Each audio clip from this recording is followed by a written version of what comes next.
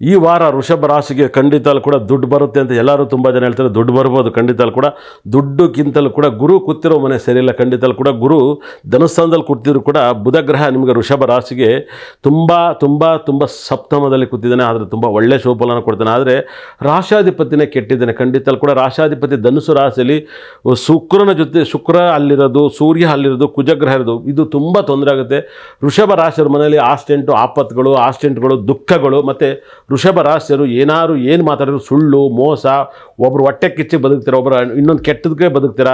ಅದು ವೃಷಭ ರಾಶಿಯಲ್ಲಿ ಕೃತಿಕ ನಕ್ಷತ್ರ, ಮೃಗಶಿರ ನಕ್ಷತ್ರ ಆಗಿರ್ಬೋದು, ರೋಹಿಣಿ ನಕ್ಷತ್ರ ಆಗಿರ್ಬೋದು. ಅದರಲ್ಲೂ ಕೂಡ ರೋಹಿಣಿ ನಕ್ಷತ್ರ ಆಗಿದ್ದರೆ ಖಂಡಿತ ಕೂಡ ಚಂದ್ರನ ಜೊತೆ ಸಂಬಂಧ ಬರೋದು. ಈ ವಾರದಲ್ಲಿ ನಿಮಗೆ ಗಂಡಾಂತರ, ಸಾವು, ನೋವು, ಗಂಡನ ಕೈಲಿ ದೂರ ಮಾಡ್ಕೊಳೋದು, ಗಂಡನ ಕೈಲಿ ಜಗಳ, ಫ್ರೆಂಡ್ಸ್ ಕೈಲಿ ಕೇಳೋ, ಮಕ್ಳ ಕೈಲಿ ಕಿತ್ತಾಡೋದು, ಇಷ್ಟೆಲ್ಲ ಮಾಡಿ ಊರವ್ರಿಗೆಲ್ಲ ಉಪದೇಶನ ಹೇಳೋದು. ಖಂಡಿತ ಕೂಡ ನಾನು ಹೇಳಿದ್ದೆ ಸತ್ಯ, ನಾನು ಹೇಳಿದ್ದೆ ನೀತಿ ಅಂತ. ಯಾಕಂದರೆ ಈ ವಾರದಲ್ಲಿ ವೃಷಭ ರಾಶಿಗೆ ಬರಬಾರ್ದು ಕಾಯಿಲೆಗಳು ಬಂದು ಬರಬಾರ್ದು ತೊಂದರೆಗಳಾಗುತ್ತೆ. ಸಿಕ್ಕಾಬಟ್ಟೆ ಪ್ರಾಬ್ಲಮಲ್ಲಿ ಸಿಗಾಕಿರ್ತೀರ.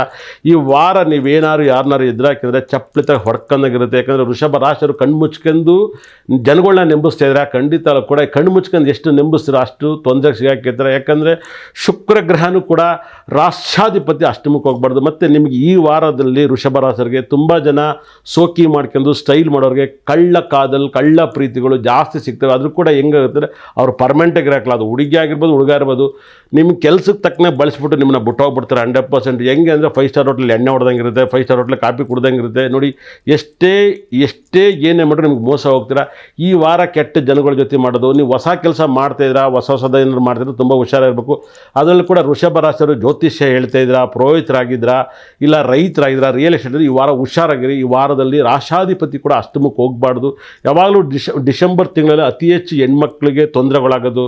ತುಂಬ ಜನ ಈ ಒಂದು ಅತ್ಯಾಚಾರ ಮಾಡಿ ಸಾಯಿಸಿರೋದೆಲ್ಲ ಡಿಸೆಂಬರ್ ತಿಂಗಳಲ್ಲಿ ಆಗುತ್ತೆ. ಯಾಕಂದರೆ ಡಿಸೆಂಬರ್ ತಿಂಗಳಲ್ಲಿ ಖಂಡಿತ ಕೂಡ ಇಷ್ಟು ಉಗ್ರೋಷ್ಪಕ್ಕೆ ಹೋಗುತ್ತೆ. ಶುಕ್ರ ಗ್ರಹನೂ ಕೂಡ ಹೋಗ್ತಾನೆ, ಸೂರ್ಯನೂ ಹೋಗ್ತಾನೆ, ಕುಜನು ಗ್ರಹ ಹೋಗ್ತಾನೆ.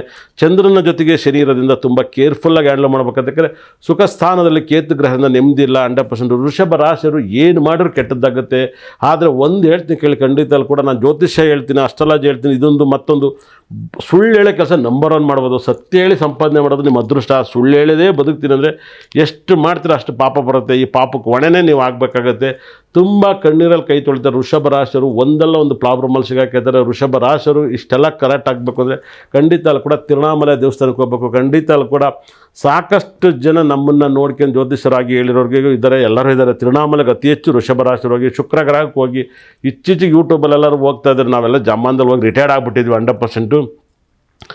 ಈಗ ನಮ್ಮಪ್ಪ ತಿರುಪತಿ ಕರೀತಾನೆ, ಬಹಳ ವಿಶೇಷವಾಗಿ ಹೋಗ್ತಾಯಿದ್ವಿ. ವೃಷಭ ರಾಶಿಗೆ ಈ ವಾರ ಹುಷಾರಾಗಿರಬೇಕು. ಈ ವಾರ ಮೇಷ ವೃಷಭ ಭಾಳ ಪವರ್ಫುಲ್ಲಾಗಿ, ಮೇಷ ವೃಷಭ ಮಿಥುನಾಗಿ ಹೇಗಿರುತ್ತೆ ಎಲ್ಲ ರಾಶಿಗಳು, ಕಟಕ ಸಿಂಹ ಭಾಳ ವೈಬ್ರೇಷನ್.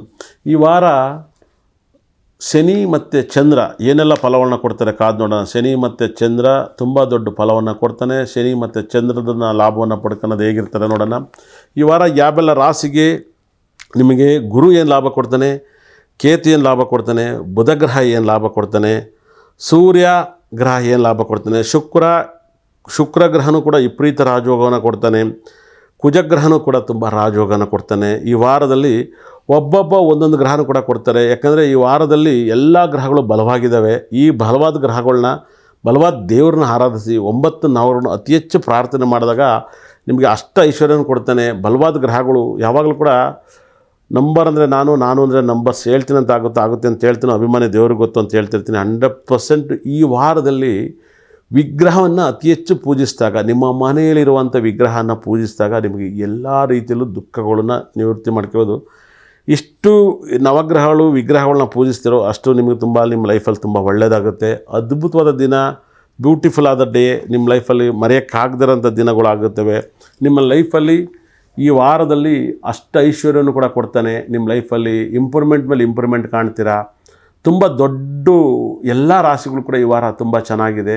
ಈ ಚೆನ್ನಾಗಿರೋದನ್ನ ಅತಿ ಹೆಚ್ಚು ಬಳಸ್ಕೊಳ್ಳಿ. ಇಂಪ್ರೂವ್ಮೆಂಟ್ ಮೇಲೆ ಇಂಪ್ರೂವ್ಮೆಂಟ್ ಆಗ್ತೀರಾ. ನಿಮ್ಮ ಲೈಫಲ್ಲಿ ಅಷ್ಟು ಐಶ್ವರ್ಯನೂ ಕೂಡ ಈ ಗ್ರಹಗಳು ಕೊಡೋದ್ರಿಂದ ತುಂಬ ಪಾಸಿಟಿವ್ ಆಗುತ್ತೆ. ಅದ್ಭುತವಾದ ದಿನ. ಈ ಪಾಸಿಟಿವ್ಗೆ ಊಹೆ ಕೂಡ ಮಾಡೋಕ್ಕಾಗಲ್ಲ. ಏನು ಹೇಳಿ, ಅಂಥ ಒಂದು ಒಳ್ಳೆಯ ಯೋಗ, ಅಂಥ ಒಂದು ಸಕ್ಸಸ್ಸು, ಅಂಥ ಒಂದು ದಿನ ನಿಮ್ಮ ಲೈಫಲ್ಲಿದೆ. ಈ ಒಂದು ಲೈಫನ್ನು ನೀವು ಯಾವಾಗಲೂ ಕೂಡ ಈ ವಾರದಲ್ಲಿ ನೀವು ಎಷ್ಟು ವಿಗ್ರಹನ ಪೂಜೆ ಮಾಡ್ತಿರೋ, ಎಷ್ಟು ಪ್ರಾರ್ಥನೆ ಮಾಡ್ತಿರೋ ಅಷ್ಟು ಫಲಗಳು ಕೂಡ ನವಗ್ರಹಗಳು ಕೊಡ್ತವೆ. ನವಗ್ರಹಗಳನ್ನ ಅತಿ ಹೆಚ್ಚು ಆರಾಧಿಸಿದಾಗ ನೀವು ಅತಿ ಹೆಚ್ಚು ಪುಣ್ಯವನ್ನು ಬರ್ತವೆ. ಅದರಲ್ಲೂ ಕೂಡ ಮೊಸರನ್ನವನ್ನು ದಾನ ಮಾಡಿರಿ ವಾರ 12 ರಾಶಿಯಲ್ಲೂ ಕೂಡ ಫಲಗಳು ಸಿಗುತ್ತೆ. ಮೊಸರನ್ನ ತುಂಬ ಇಂಪಾರ್ಟೆಂಟ್ ಆಗುತ್ತೆ. ಅದರಲ್ಲೂ ಕೂಡ ಭಾಳ ವಿಶೇಷವಾದ ದಿನ ಅಂದರೆ ಬುಧ ಸಪ್ರೇಟಾಗಿದ್ದಾನೆ, ಅದು ಬುದ್ಧಿವಂತರಾಗ್ತಾರೆ.